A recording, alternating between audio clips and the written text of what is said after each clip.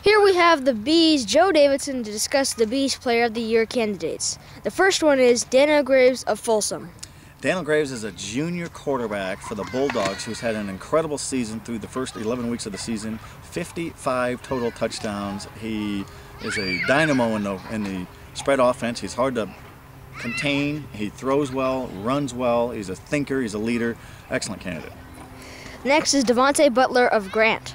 Tremendous player for the top-ranked team all season, team that won the bowl game last year and has been just dominant this year, and he's played a half of a lot of games because Grant just dominates teams, and he's a power runner. He has breakaway speed. He's had over 2,000 yards rushing and chugging towards 40 touchdowns or more, and just a fabulous runner for the Pacers.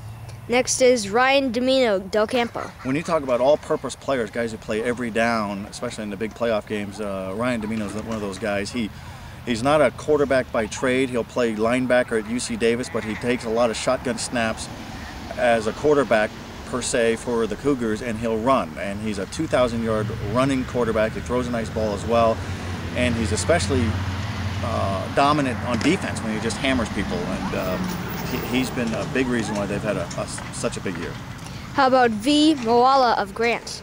When you talk about guys who dominate without touching the ball, he's as good as I've ever seen. He's only a junior, defensive tackle, offensive lineman for the Pacers. He's a national recruit.